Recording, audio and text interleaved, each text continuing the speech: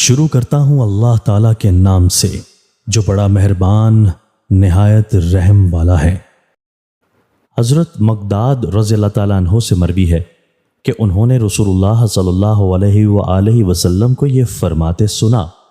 زمین کے اوپر کوئی گھر خواہ وہ مٹی کا ہو یا خیمہ کا ایسا باقی نہ رہے گا جس میں اللہ تعالیٰ اسلام کے کلمہ کو معزز کی عزت کے ساتھ اور ذلیل کی رسوائی کے ساتھ داخل نہ کرے۔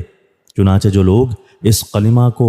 بخوشی اور صدق کے دل سے قبول کر لیں گے ان کو اللہ تعالیٰ معزز مفتخر بنائے گا اور اس کلمہ کا اہل قرار دے گا، اور جو لوگ بخوشی قبول نہیں کریں گے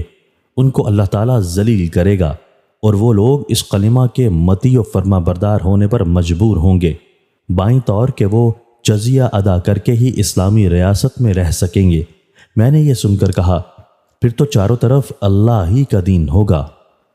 تشریح: زمین سے مراد جزیرۃ العرب ہے،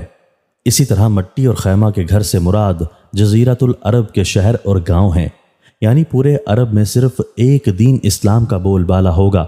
اور صرف اسی کے پیرو متبعین سرزمین عرب پر ہوں گے۔ کوئی مکان خواہ اس شہر کا ہو یا دیہات کا ایسا باقی نہ رہے گا جس میں اللہ تعالیٰ اسلام کا کلمہ نہ پہنچا دے گا۔ اگر کوئی بخوشی اور برغبت ایمان لے آئے گا اور اسلام قبول کر لے گا تو اللہ تعالیٰ کی نظر میں اس کا مرتبہ بلند ہو جائے گا، اور اللہ تعالیٰ دنیا و آخرت دونوں جگہ اس کو عزت و سرفرازی سے نوازیں گے۔ لیکن جو لوگ غرور و سرکشی اختیار کریں گے، یعنی اس کلمہ کو قبول کر کے دائرۂ اسلام میں داخل نہیں ہوں گے اور رضا و رغبت کے ساتھ دین کے تابعدار نہیں ہوں گے، وہ ذلت کا طوق خود اپنے گلے میں ڈالیں گے۔ بائیں طور پر کہ تمام جزیرۃ العرب پر دین اسلام کی عملداری ہو جائے گی تو وہ کافر و سرکش لوگ جزیہ کی ادائیگی کی صورت میں اسلامی نظام حکومت کا